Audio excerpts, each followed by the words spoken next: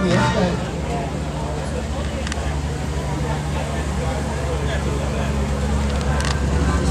This helps me more understand the service.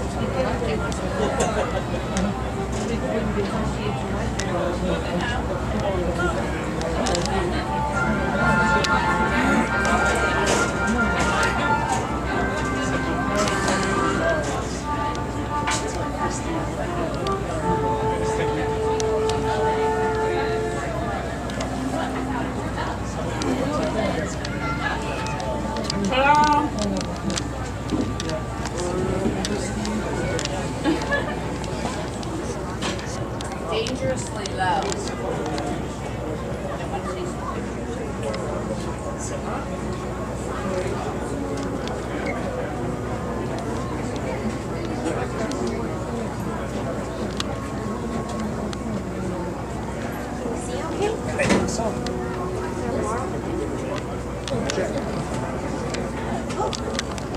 You don't remember? Or text me. Just standing. Just standing. Standing room only? Exactly. Can you see okay?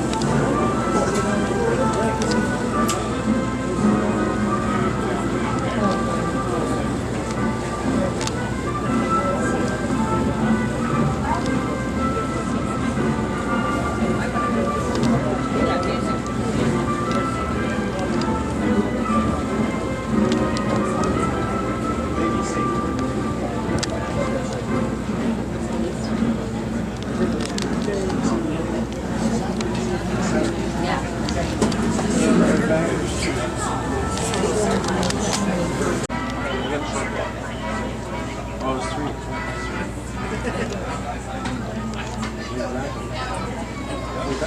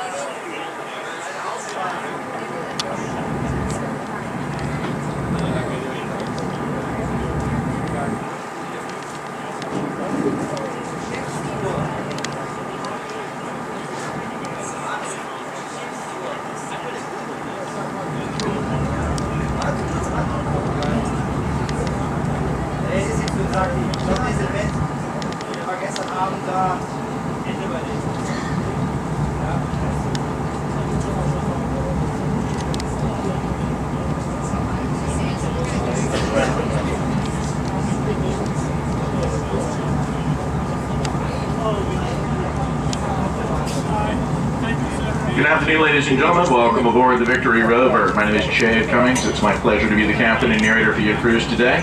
While the crew and I are preparing to get the boat underway, we'd like to take this time to point out safety equipment that we have on board. First, there are more than enough life jackets for everyone. Adult-sized life jackets are located on the upper deck of the boat in two large boxes. One of those boxes can be found just to the left of the upper pilot house. The other box is located toward the rear end of the upper deck, backed by the American flag. More adult-sized life jackets are also located downstairs in the cabin in a large closet, as well as underneath all of the bench seating located forward in the cabin. Small child-sized life jackets are also located downstairs in the cabin on the right side by our ship's door. Also situated around the boat are life rings and fire extinguishers. In the rare event we have a fire on board today, please notify the crew immediately. We'll be more than happy to try and put out any fires for you. Throughout the cruise, feel free to move around the boat. Please watch your step and watch your head when traveling through any of the doorways. Parents, please keep a close eye on your children throughout the entire cruise. Running is not allowed any time on board the boat. Please do not stand on any of the seats, jump down the stairs, or climb up onto the handrails. We don't want anyone else to fall off the boat and get eaten by a shark. Smoking or vaping is not allowed on board the boat. For your convenience, the restrooms and ship store are located inside the cabin. Our ship store offers a variety of snacks and beverages, including adult beverages, if anyone cares for anything. If anyone has any questions about anything throughout the cruise today, feel free to call on my crew. Crew on board today is Sabrina, Tyler, and Eden.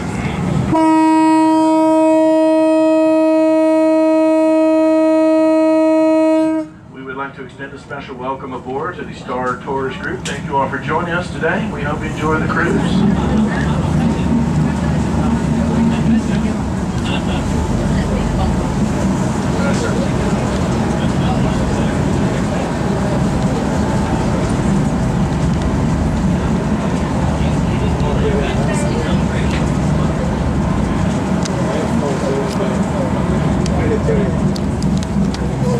River and point out some of the highlights that you'll see in the downtown area.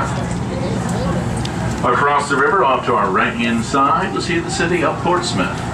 Looking on the Portsmouth waterfront, directly off to our right, there's a point of land with a lot of trees. That point of land that you'll see directly to our right with the trees is called Hospital Point. Among the trees, you'll see a white building with a green roof that is our nation's oldest naval hospital, built there back in 1827. To the left of that building, you'll see some of the additions made to the facility, newest of the brick buildings, which also have a green roof, all part of a $330 million addition to the facility, which made it the largest military medical installation in the world. It's now named the Naval Regional Medical Facility of Portsmouth, Virginia. Also across the river to our right, small body of water with a few boats anchored over there today. That body of water is called Crawford Bay. The bay serves as a nice anchoring ground for many local boats, as well as for those transiting the Atlantic Intercoastal Waterway. I'll go into more detail about the Intercoastal Waterway in just a few minutes. Now coming up on our right along the Portsmouth waterfront, large marina is called Tidewater Yacht, the full-service marina offering 300 boat slips. And if you look inshore to our right, past that marina, you'll see some church steeples sticking into the air. The churches are located in the section of Portsmouth known as Old Town. Many of these structures over there in Old Town date back to the mid-1700s. A little bit of information about the boat that you're cruising on today. The Victory Rover was built back in 1973 in Crown Point, Louisiana, originally used as an oil rig crew and supply boat servicing oil rigs in the Gulf of Mexico. After several years of work in the oil field industry, the boat was retired and turned into a passenger ferry. Used as a ferry for a while, then turned into the tour boat Victory Rover as you'll see it today. The Victory Rover is 95 feet long, 21 feet wide, all aluminum construction, powered by 3 1271 Detroit diesel engines. They're V12s with 450 horsepower apiece. We have a top speed of about 16 knots and a license to carry up to 150 passengers.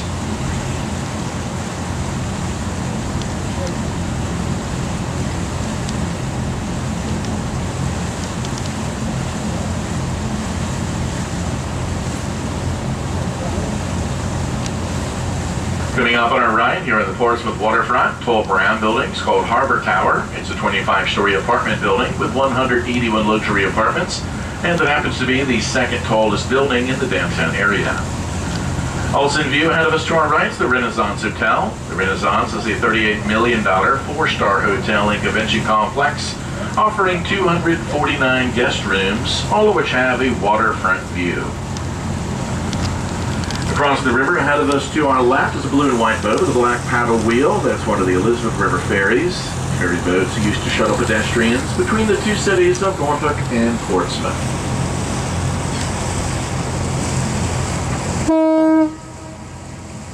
Now the water that you'll see up ahead of us to our right, that is the southern branch of the Elizabeth River, which is part of the Atlantic Intercoastal Waterway System, which heads south from here. That means we could continue in the direction ahead of us to our right, go all the way to Miami, Florida, without ever entering the Atlantic Ocean.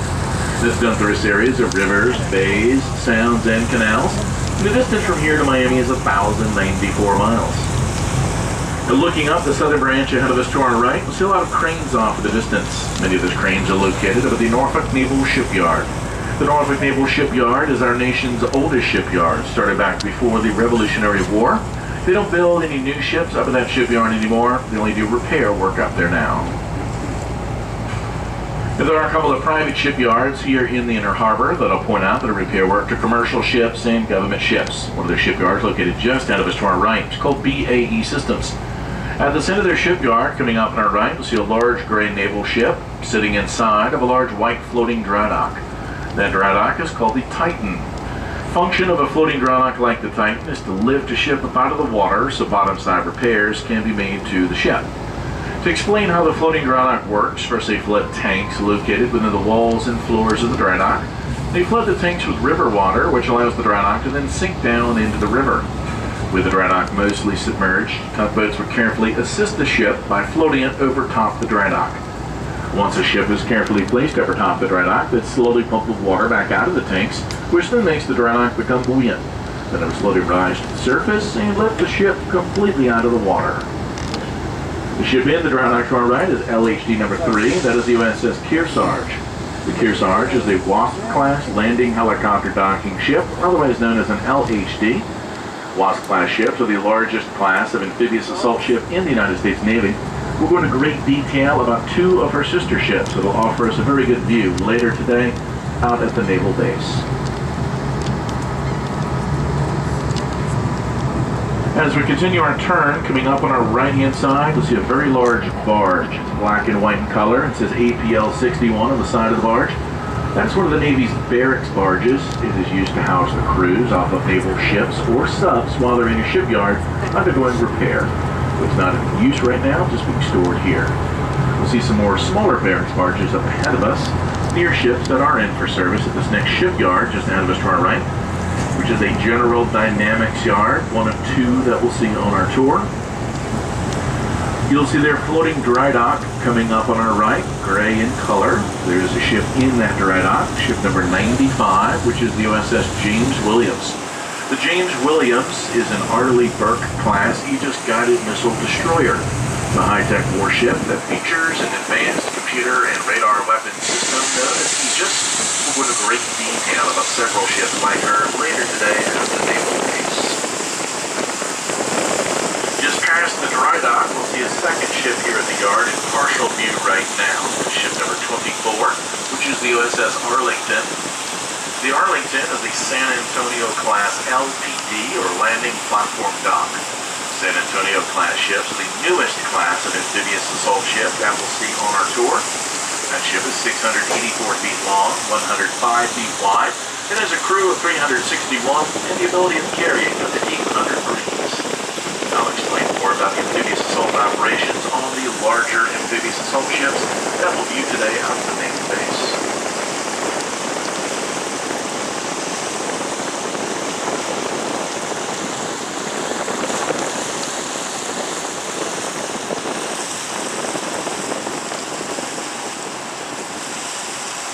Beyond the shipyard to our right, we'll see the eastern branch of the Elizabeth River. Spanning across the eastern branch is the Berkeley Bridge, which is part of Interstate 264. It connects to the downtown tunnel, which passes below the southern branch, which is back behind us now. Ahead of us and off to our right, the downtown Norfolk waterfront. The tall brown building to our right is Dominion Tower, standing at 26 stories. It's the tallest building here in the downtown area. To the left of Dominion Tower, you'll see the waterside Sheraton, which offers 445 guest rooms. To the left of Sheraton, we'll see a two-story building with a gray roof that is the Waterside District, a newly renovated 30,000 square foot facility that features a variety of unique food and beverage choices, as well as a stage for live entertainment. Along the waterfront to our right, the Waterside Municipal Marina. Docked at the marina, you'll see a green and white hulled sailing vessel named the American Rover. She's a 135-foot topsail schooner available for both private charter and walk-on sailing trips. The American Rover is also our fleet mate.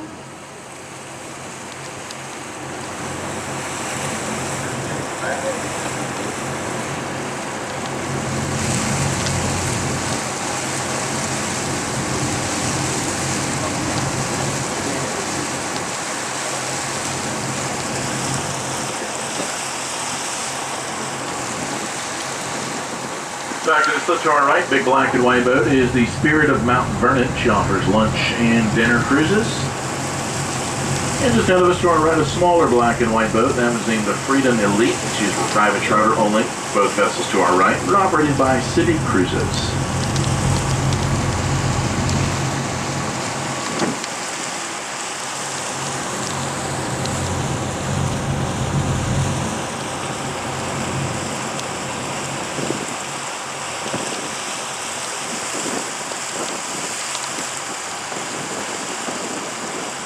Large grassy area to our right is Town Point Park. This park is used extensively throughout the warmer months of the year to host a variety of festivals and special events.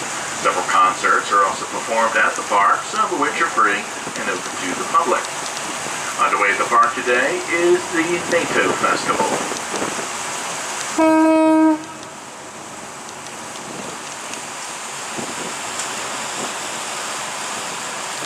Well, ahead of us to our right, past the trees at Town Point Park, large gray structure is Nauticus, the National Maritime Center.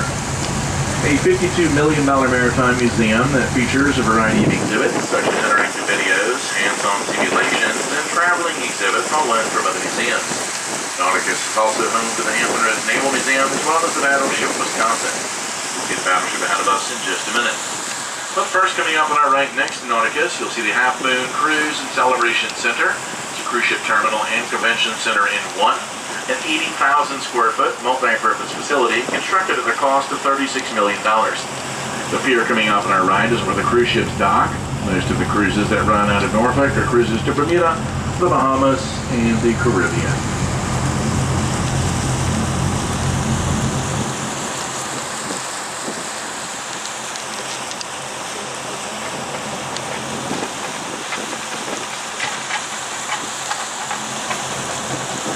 Ahead of us to our right, past the cruise ship terminal, you'll see the Battleship Wisconsin bearing the hull number 64.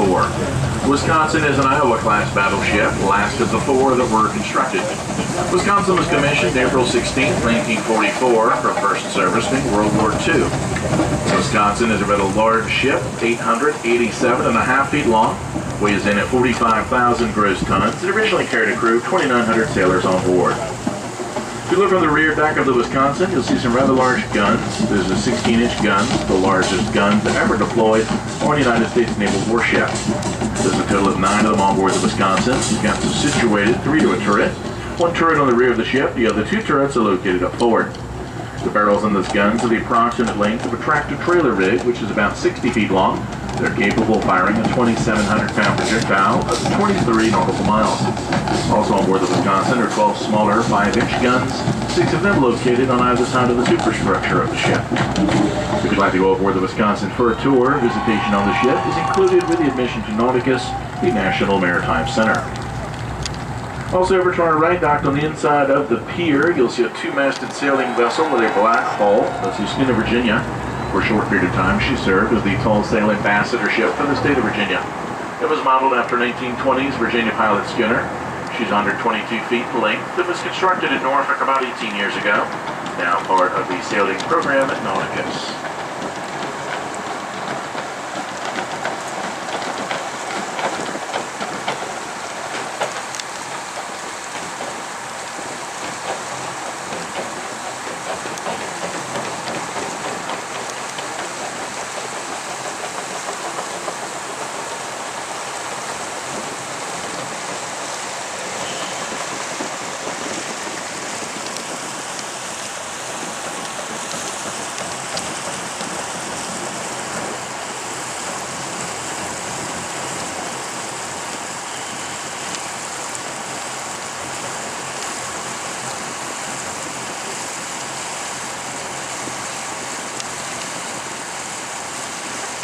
Off to our right, complex of white buildings with blue trim, that's NOAA. NOAA stands for the National Oceanic and Atmospheric Administration. At that facility, they use information gathered from NOAA research ships to make charts. Charts used throughout the maritime industry like maps, fish navigational channels, water depths, many different hazards, such as sunken ships. To the left of NOAA is the Brambleton Avenue Bridge, and beyond the bridge, an older section of Norfolk known as Ghent. Many of the homes over there in Ghent date back to the late 1800s.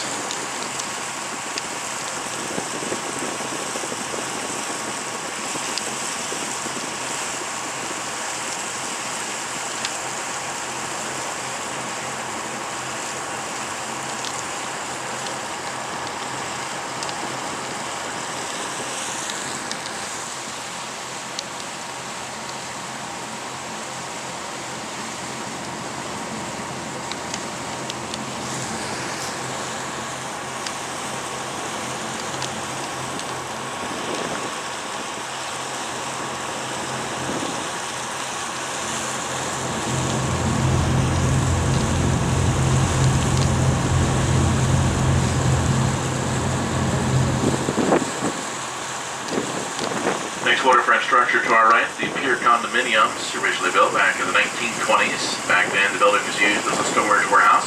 As you can see, the building's been renovated and turned into nice waterfront condos. Also coming up on our right, some new construction. That would be the gray and brown buildings. That's a brand new waterfront apartment complex called the Lofts at Front Street.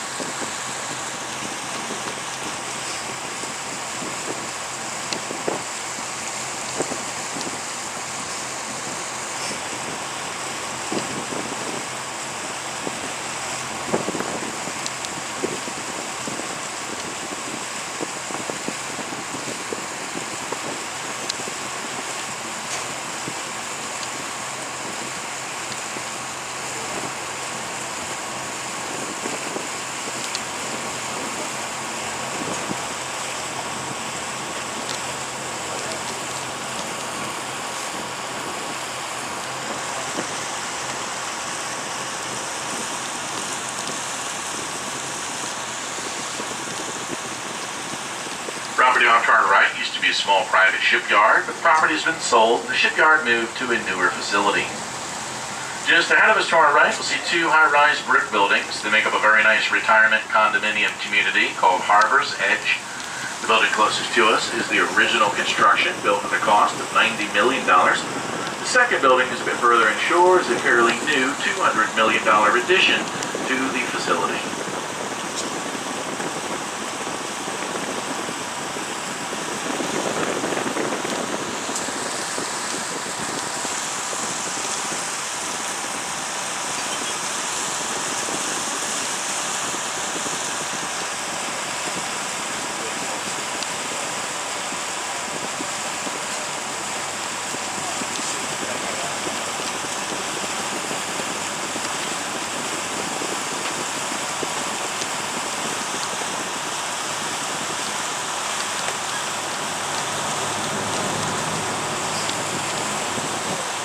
Coming up on our right, unusual looking white building. It's called the Waterfield Building. It serves as the headquarters for the United States Army Corps of Engineers. One of the many things that the Corps of Engineers is responsible for is to maintain our harbors and rivers, as well as the Atlantic Intercoastal Waterway. They help to remove debris that could pose a threat to safe navigation. Behind their building, you'll see some white brick walls and some black cannons on the lawn. That's all part of old Fort Norfolk, which was in use in the War of 1812. The fort served as the city of Norfolk's secondary line of defense against the British invasion. Fortunately, during that conflict, the British never made it this far up the Elizabeth River. Therefore, the fort to our right never saw actual combat. Now, over to our left-hand side, directly to our left, is another General Dynamics shipyard. There are three ships at the yard to our left. All three ships are identical as the Cape Race, Cape Rise, and Cape Ray. The three ships to our left are owned by our government and are operated for our government by MARAD, which is short for Maritime Administration. It's indicated to us by seeing the red, white, and blue bandage extended around the smokestacks of the ships. Function of the three ships to our left is transporting supplies during a time of war or a national emergency. The ships are pretty much stored there at that shipyard year-round.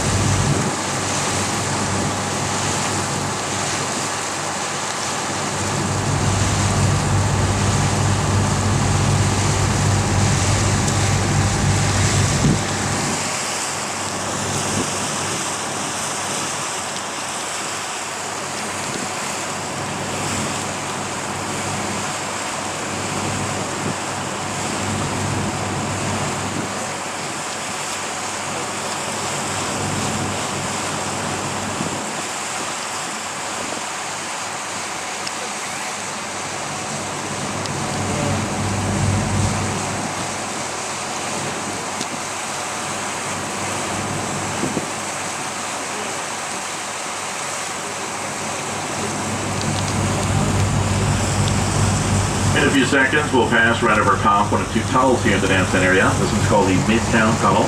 You won't be able to see the tunnel, it passes far below the river, but as a reference of its location, if you look at shore far right, you'll see two brick buildings. Those are the ventilation houses in the Norfolk end of the tunnel. Now to our left-hand side, there are two more brick buildings. Those are the ventilation houses marking the course at the end of the tunnel. Just ahead of us to our right, small private shipyard. It's called Marine Hydraulics International Incorporated. They perform primarily topside repair work for Navy surface ships. One ship in for service at the pier coming up on our right. The name of the ship is the Wright. It is the government-owned ship that's operated for our government by MARAD, and that's indicated by the red, white, and blue banners.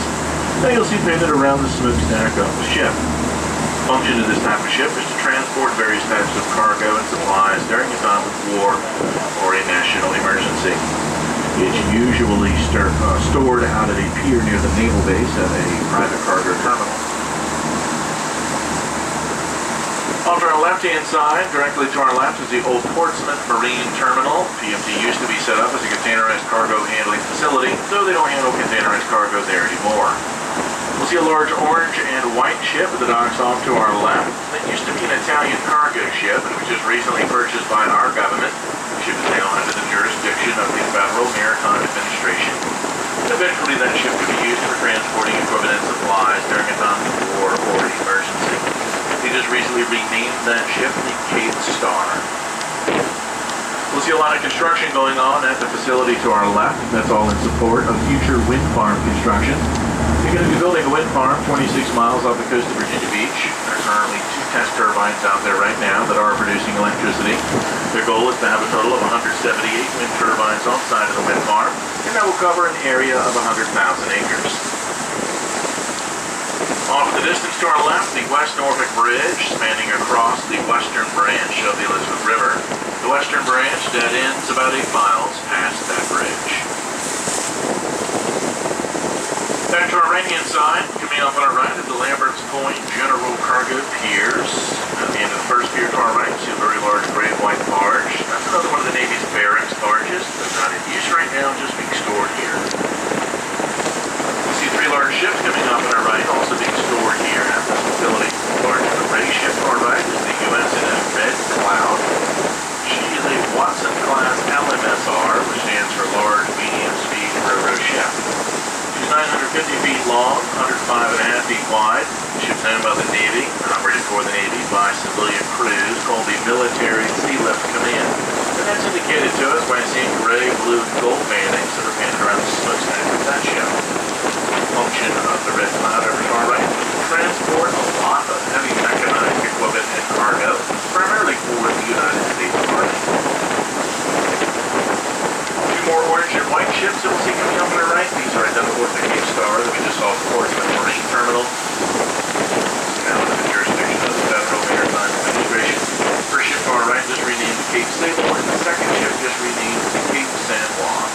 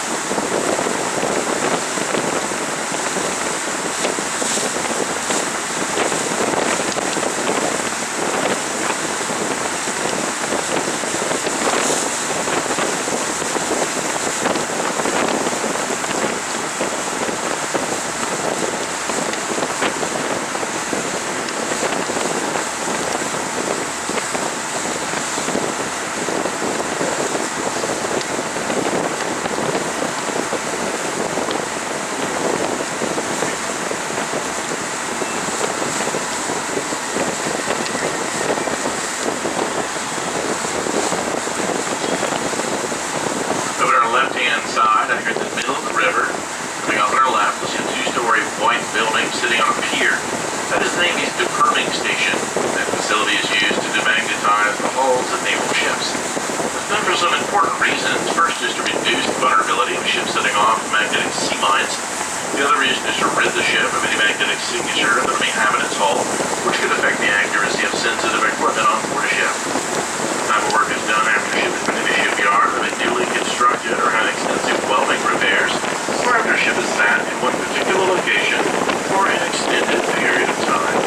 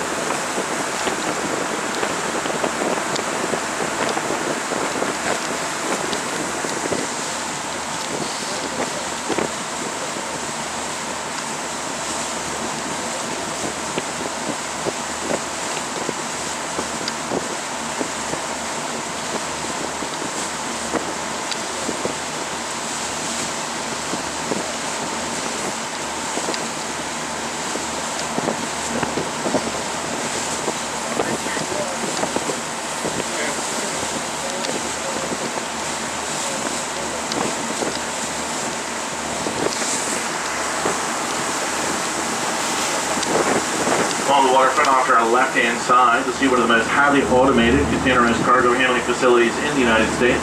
To our left is the Virginia International Gateway, or VIG for short. That's a $500 million privately owned container terminal.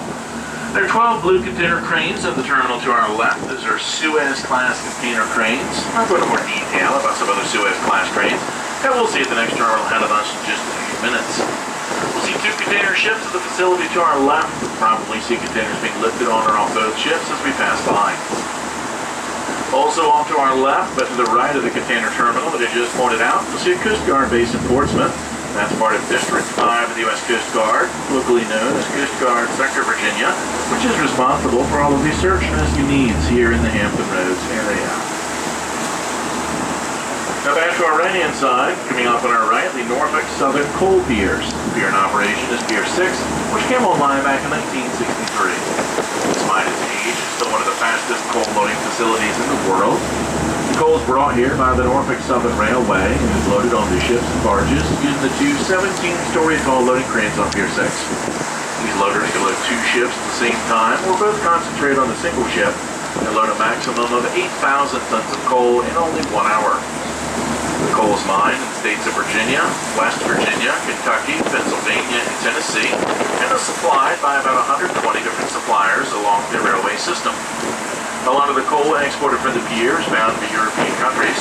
Much of the coal is a high grade of coal used primarily in the metallurgical industry, such as the manufacturing of steel. We'll see 3 ships in the pier right now. When these ships are fully loaded with coal, usually all or most of the red paint that goes in the bottom portion of their hulls will sit down below the surface of the water.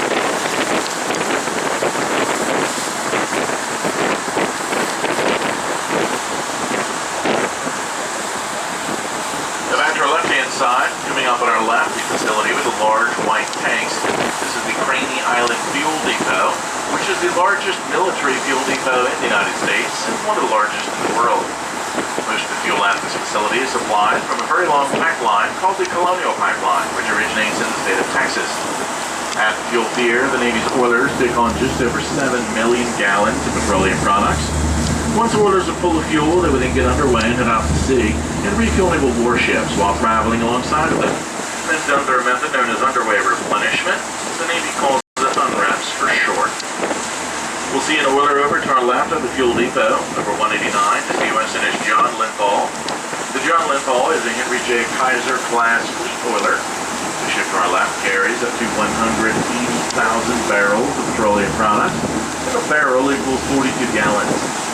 If the ship to our left were full of gasoline, it would have the ability to refuel an average-sized family car well over 471,000 tons. The ship is owned by the Navy, but operated for the Navy by civilian crews called the Military Sealift Command.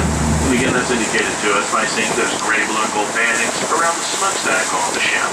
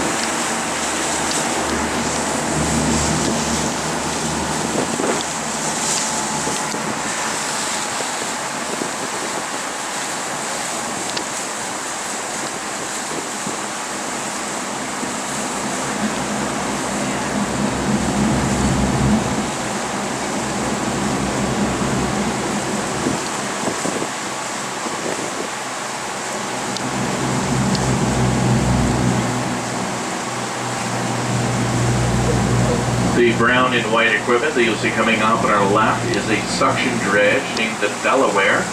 It's out here in the channel doing some maintenance dredging, pumping up mud and sand off the bottom to maintain the water depth for the ships that transit this channel. Mud and sand that is pumped off the bottom is pumped along with water through a pipeline connected to the dredge. That pipeline connects to another pipeline that's laying at the bottom of the river and continues to a disposal area, which we'll see coming up on our left-hand side here in just a moment.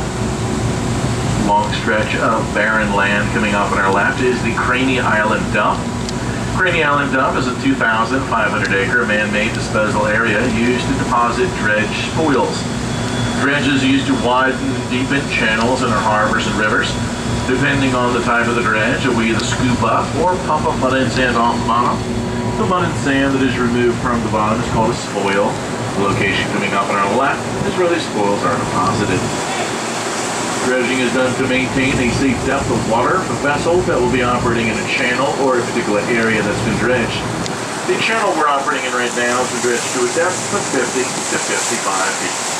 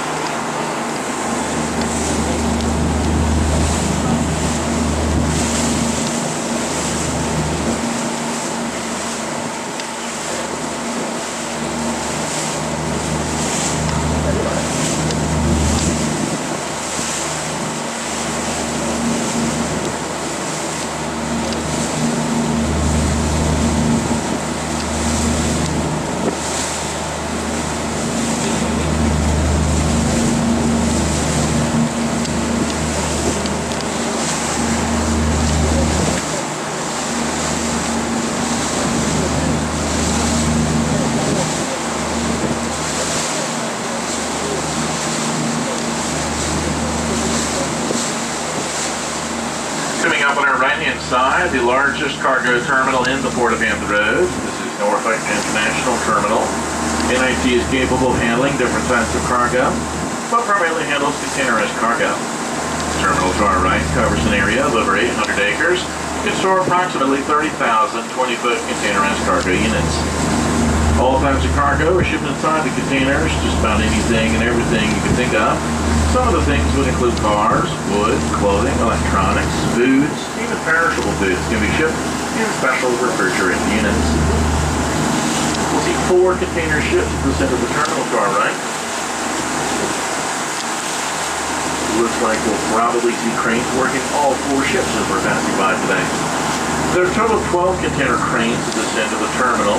Largest of the cranes to our right are Suez-class cranes. They extend out from the pier 231 feet, which gives them the ability to load and unload containers off the widest container ships in the world that would have containers stacked 26 wide across their decks. These cranes cost a little over $5.5 million each, and I'll point out more of this terminal that we'll see ahead of us in just a few minutes.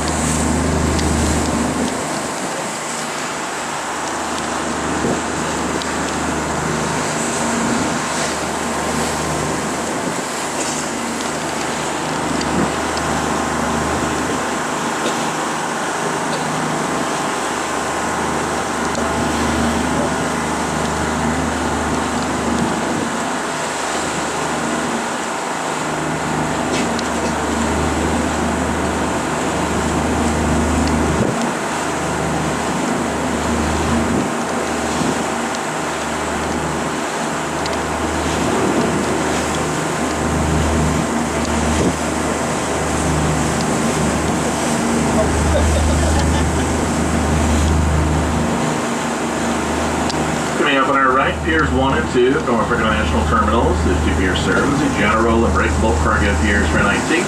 Not much going on there today. Further ahead of us to our right, northern end of Norfolk International Terminal, that's called NIT North. There are 3 container cranes at the north end of the terminal. They used to have 6 cranes up here, but they scrapped the older cranes last year. They'll probably get some newer cranes added to this end of the facility in the near future. But we won't see any ships up at the north end of the terminal this afternoon.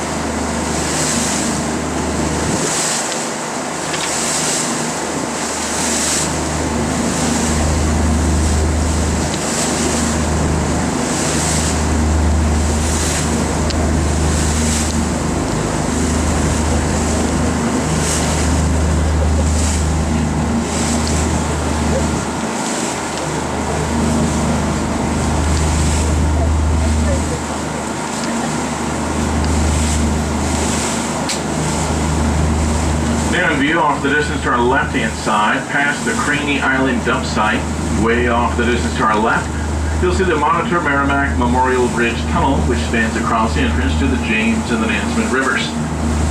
The bridge and tunnel were named after the famous battle between the two ironclads, the Monitor and the Merrimack. To the right of where the bridge ends, large openings where the tunnel passes below the river.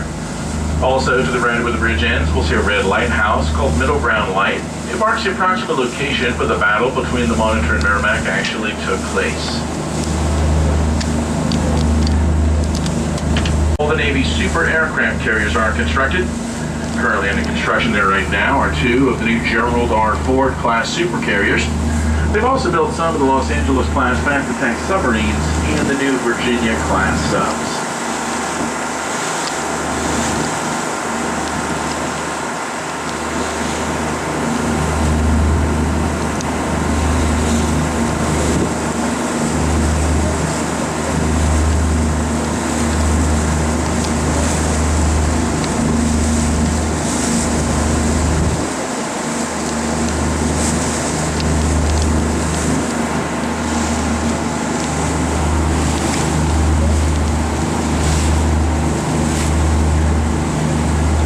Ahead of us to our right, Pier 3 of Norfolk International Terminal. Pier 3 marks the northernmost end of NIT.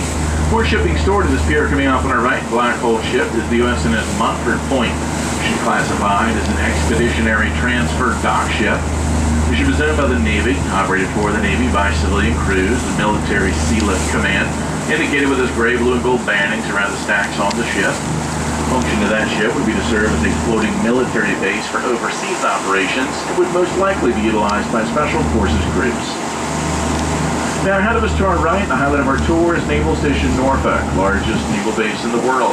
This base is located on a point of land known as Sewell's Point and covers an area of 3,400 acres. The base is home to a variety of naval warships, submarines, as well as aircraft that you may see and hear flying over us today. Air operations at Naval Station Norfolk conduct an average of 275 flights per day. That's a flight about every 8 minutes, well over 100,000 flights per year. First pier at the Naval Base, just ahead of us to our right, that is Pier number 1, but we won't see any ships at Pier 1 today. First ships we'll see are on the south side of Pier 2.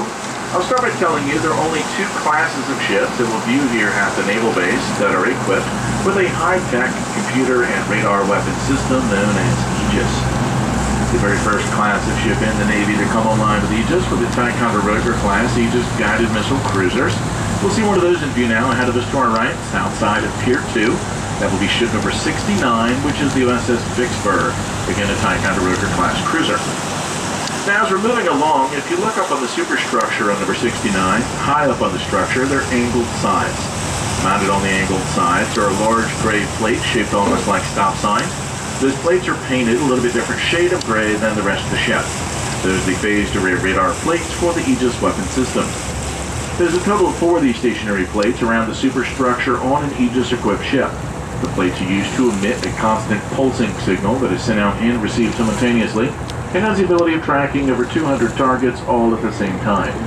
The system is so smart and sensitive it can even determine if the target it's tracking are a friendly or hostile target. Once the system is deemed the target to be hostile, it will automatically select and can fire the appropriate weapon needed to destroy the incoming target. Weapons aboard the ship are quite impressive. On the bow and stern deck of number 69 are fully automatic 5-inch 54 caliber deck guns. They fire up to 20 rounds per minute and have an effective range of 13.5 nautical miles.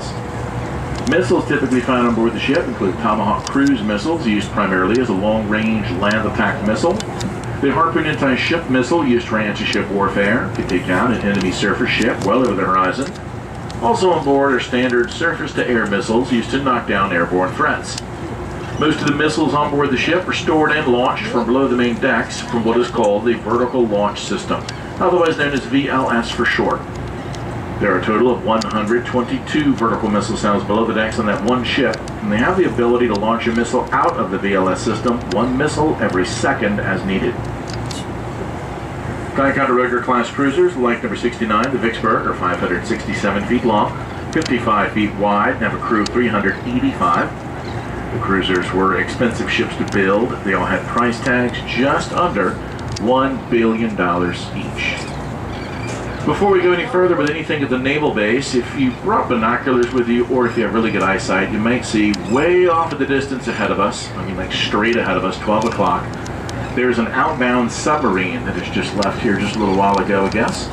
So we'll see that off in the distance. It's black in color. You can just see part of the hull and the conning tower on the sub. That's straight off the distance ahead of us. It's actually turning right now, so we can actually get a little bit of a side profile view of it. So we can see that a little better now as it's turning off the distance. A fast attack sub. Can't tell the class from here, but it is a fast attack submarine.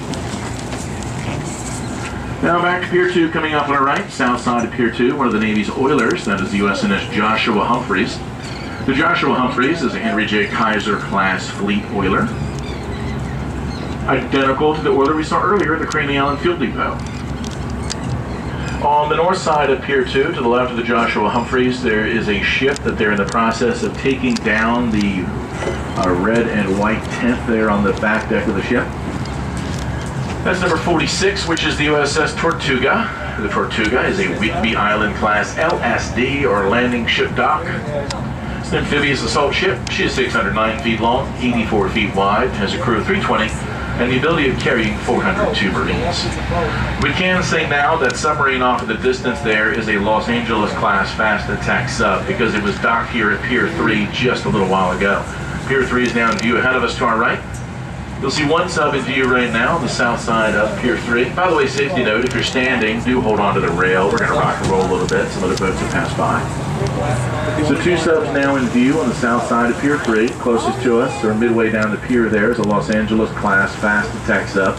And the sub furthest inshore on the south side of Pier 3 is a newer Virginia class fast attack sub. Function of any fast attack sub is to seek out and destroy the enemy sub, and also strike land-based threats from hundreds of miles away. Each sub is equipped with 4 torpedo tubes used to launch the Mark 48 torpedo. A Mark 48 is a heavyweight, wire-guided torpedo that can deliver a 650-pound high-explosive warhead to a target of up to 23 nautical miles. Also aboard the subs are Tomahawk cruise missiles. Tomahawks used primarily as a long-range land attack missile that can be tipped with either a nuclear or a conventional warhead.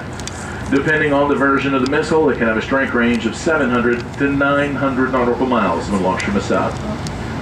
Both subs to our right are nuclear powered, each powered by a single nuclear reactor that will power them for 15 to 20 years between refuelings. That's equal to about 1 to 1.5 million miles in steaming time. The Los Angeles class fast attack sub, one closest to us there to our right, is 360 feet long, 33 feet wide, with a crew of 133. And the sub that's further inshore to our right is the Virginia class. She's 377 feet long, 33 feet wide, with a crew of 126. The newer Virginia class subs cost about $2.5 billion each. Just ahead of us to our right is Pier 4. On the south side of Pier 4 is one sub there today as well, inshore, near the base of the pier on the south side. That will be another Virginia class fast attack sub. Two ships ahead of us to our right, docked on the north side of Pier 4. Ship number 103, the USS Truxtun. Behind her, 72, the USS Mahan. Both of those ships are Arleigh Burke class Aegis guided missile destroyers. Arleigh Burke class destroyers are the newer of the two classes of ships that we'll see here at the naval base that are equipped with Aegis. Arleigh Burke class destroyers are pretty similar to the Ticonderoga class cruisers, like number 69, the Vicksburg. Similar as far as radar and weapon systems are concerned. There are a couple variations. Arleigh Burke class destroyers are each equipped with a single deck gun on board, 5-inch deck gun up on the bow only. On the bow of number 103, she has an upgraded 5-inch 62 caliber deck gun, and it has an effective range of 18 nautical miles. Arleigh Burke class destroyers use the same types of missiles as those found on the Ticonderoga class cruisers. Arleigh Burke class destroyers, though, have a total of between 90 to 96 vertical missile housed below the decks in their vertical launch system. Arleigh Burkes are smaller and sleeker. Number 103 to our right, the Truxtun, is 509 feet long, 66 feet wide, with a crew of 346. Rather expensive, with a price tag just under $2 billion. The newest Arleigh Burkes in the fleet come in at $2.5 billion each. On the south side of Pier 5, ship number 60 is the USS Normandy. The Normandy is a Ticonderoga class cruiser, identical to 69, the Vicksburg we saw earlier. Opposite her on the north side of the pier, number 57, the USS Mitscher. The Mitscher is one of the older Arleigh Burke class destroyers. Also on the north side of Pier 5, ship number 17, that's the USS San Antonio. She is the lead ship of her class constructed.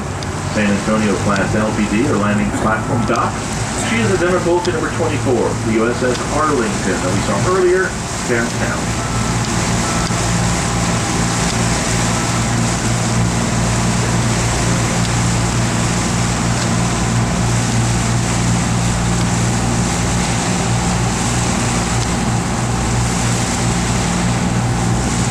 Ahead of us to our right, Pier 6.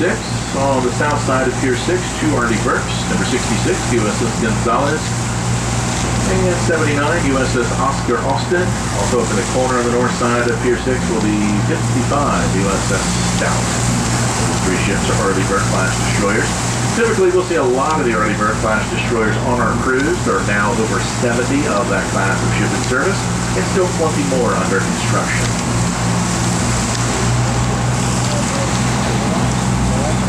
There's a fourth ship at Pier 6 on the north side of the pier. To the left of the USS Gonzalez is a Ticonderoga class cruiser, hull number 64, USS Gettysburg.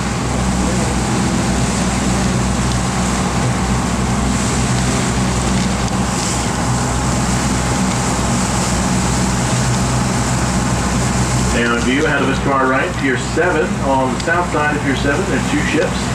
Smaller of those two ships is another Arleigh Burke class destroyer, that's number 98, USS Forrest Sherman. The larger ship coming up on the right on the south side of Pier 7 is an oiler. That will be ship number 8, which is the USS Arctic. The Arctic is a supply class fleet oiler. That class of oiler will carry up to 170,000 barrels of petroleum products. It is used to refuel and resupply the naval warships while traveling alongside the Med-Sea. And it is operated for the Navy by the Military Sealift Command.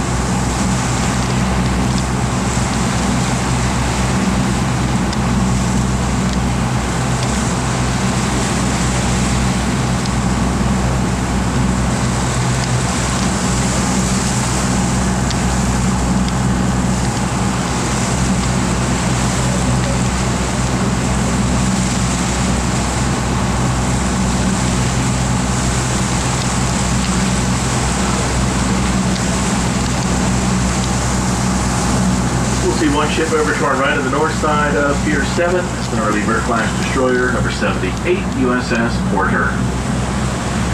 Ahead of us to our right, Pier 8. Pier 8 has a big warehouse on the pier, and it serves as the supply pier of the naval base. Docked on the south side of Pier 8 is a new ship, number 206, is the USS Harvey Milk. That is a new John Lewis class oiler. It will carry up to 156,000 barrels of petroleum products. It is the second of the class constructed and the first to dock here at Naval Station Norfolk. Just arrived here a few days ago. On the north side of Pier 8 is ship number 5, which is the USS Robert E. Perry.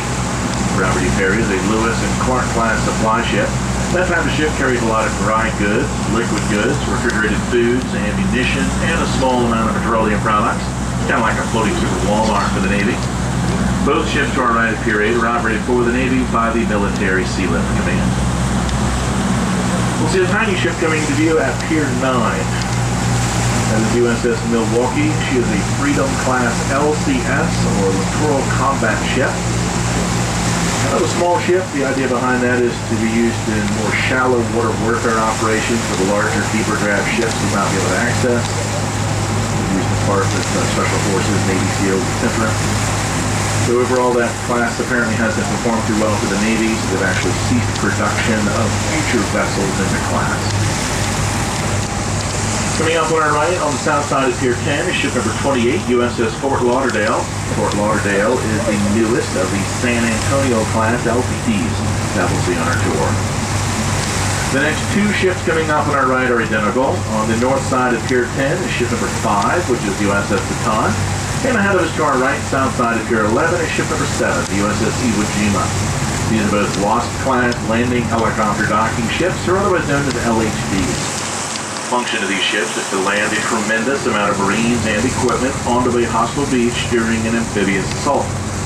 To accomplish their mission, each ship carries between 35 to 40 helicopters that are used to shuttle Marines and equipment to and from a hostile beach. The ships also accommodate Harrier jump jets.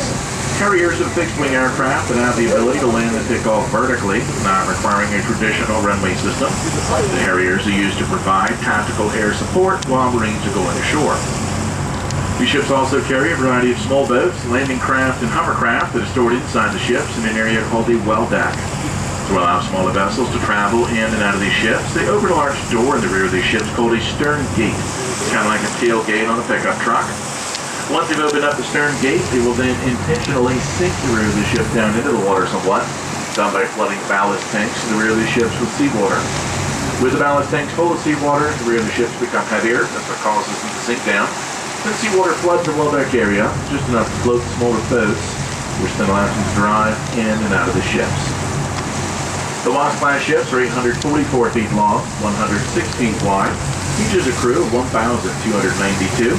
Each has the ability to carry 1,877 Marines. These ships also have extensive medical capabilities. They're able to convert the inside of these ships into 600-bed hospitals. Hospitals on board these ships would include a 21-bed intensive care unit, 21-bed trauma unit, and 6 operating rooms. Now, the last few piers here at the Naval Base are piers 11, 12, and 14, which are commonly referred to as the aircraft carrier piers. You may have just noticed the Navy did skip the number 13 when numbering the piers at the base. We'll look ahead to Pier 12 for just a moment. On the south side of Pier 12 is an orange-hulled vessel. That is under contract for the Navy right now. It's not a naval vessel. It's a commercial vessel. That type of vessel would typically be used in some sort of deep water diving operations or remotely operated vehicle operations. In front of the orange vessel is number 19, that's USS Mesa Verde. The Mesa Verde is another San Antonio-class LPD. We'll get to see 2 aircraft carriers out here today. The first one is directly to our right, docked on the north side of Pier 11. That is the newest carrier in the fleet, number 78, the USS Gerald R. Ford. First of the Navy's new Ford-class super aircraft carriers constructed. Second carrier is ahead of us to our right at Pier 14, aircraft carrier number 73, which is the USS George Washington. The George Washington is a Nimitz-class, nuclear-powered super aircraft carrier. The term supercarrier identifies any carrier that has a length of over 1,000 feet. The actual length of both carriers to our right is the same. They're both 1,092 feet in length. The widest point of an aircraft carrier is on its flight deck. All of the Nimitz-class carriers are 252 feet wide at the widest point of their flight deck. The Gerald R. Ford is a little bit wider at 256.5 feet wide. A lot of action takes place on the flight deck of an aircraft carrier. In fact, being a crew member on the flight deck is actually rated in the top 5 most deadly jobs in the world. When these ships are out at sea, they'll carry an average of 85 aircraft on board each ship, but can carry about 110 aircraft in each ship, depending on the type and size of the aircraft. Assisting airplanes in taking off from these ships and into the air, there are 4 catapults on board each carrier to our right. Each Nimitz-class carrier is equipped with 4 steam-powered catapults, but the Gerald R. Ford uses newer technology. It's equipped with 4 electromagnetic catapults. Catapults on board the carriers to our right will launch airplanes off the flight decks and into the air at speeds of up to 165 miles per hour. When aircraft are not in use or need repair, they can be taken down to the hangar deck, which is just below the flight deck. Moving the aircraft between the 2 decks of each ship are flight elevators. 4 flight elevators on board each Nimitz-class carrier and 3 on board the new Gerald R. Ford. With the ship's crews and the air wings aboard, you could expect to find about 6,000 personnel on board each Nimitz-class carrier when they're at sea, but only 4,500 personnel on board the new Ford. Ford-class carriers have a lot of automated systems on board, so they don't need as many crew members to operate the ship. The both carriers to our right are nuclear-powered, each powered by 2 large nuclear reactors that provide steam for 4 turbines creating a total of 280,000 shaft horsepower that'll move these ships through the water at speeds in excess of 50 miles per hour. It's kind of hard to imagine ships of the size moving through the water at highway speeds. Something else that's just as hard to imagine is how much they might cost. Well, the Nimitz-class carriers, there's a total of 10 of those in service in the United States Navy. They average at about $5 billion apiece. The Gerald R. Ford cost quite a bit more. Price tag on the Ford was $12.6 billion. There are currently 2 more of the Ford-class carriers under construction right now, off the distance to our left, over at Newport News Shipbuilding in Roanoke in Newport News, Virginia. And that's where all the Navy's super carriers are constructed. Now, if you look ahead of us to our right, past the rock jetty at the end of the naval base, you'll see the Hampton Roads Bridge Tunnel, which is part of Interstate 64. The 3.5-mile-long bridge and tunnel connects Norfolk to Hampton. On around the corner quite a ways past the Hampton Roads Bridge Tunnel is the Chesapeake Bay Bridge Tunnel, but we're not able to see that from this distance. The land ahead of us off in the distance, that's the city of Hampton. If we were to continue toward Hampton, then bear around to the right, we would soon enter into the Chesapeake Bay. Traveling 17 miles through the Chesapeake Bay, we would then enter into the Atlantic Ocean. We're not going that far though. Just a second, we'll turn around and head back inbound. As we're turning around, I'll put some music on for you to listen to on the ride back in. I'd like to remind everyone the restrooms and ship store are all located in the cabin, and our ship store offers a variety of snacks and beverages, including adult beverages, if anyone cares for anything. If anyone has any questions about anything they've seen or heard throughout the cruise today, certainly feel free to ask the crew. Also, we'll mention that submarine one more time. If you didn't see it yet, it is still in view ahead of us to our right, almost at the 2 o'clock position now. That point of land ahead of us to our right off in the distance is Old Point Comfort. It's almost in line with the point of land, the very tip there ahead of us to our right. Outbound Los Angeles class fast attack submarine. We hope you've enjoyed this portion of the cruise, and we'll enjoy the ride back in today here aboard the Victory Rover.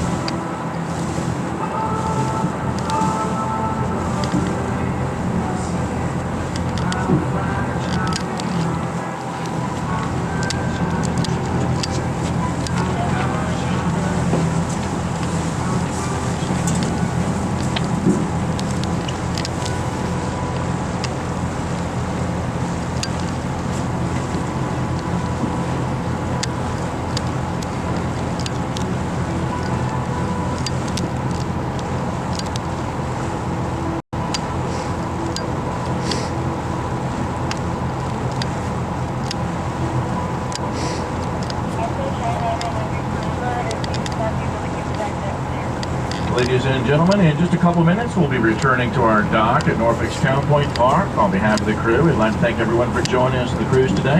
We certainly hope you enjoyed the tour as well as the service of our crew. They are working hard for you today to get the boat safe and clean, so please keep them in mind as you depart. Before you leave the boat today, please take a quick look around. Make sure you're not really behind any personal belongings or small children. Once we get the boat tied up, we'll get the gangway set up for you. Be sure to watch your step at both ends of the gangway when disembarking. We hope you enjoy the rest of your day. Thank you for joining us aboard the Victory Rover. So one quick note, as we are approaching the dock, if you're near the back of the boat, we do need to keep the back deck of the boat clear to allow room for our crew to handle the lines and tie up the boat.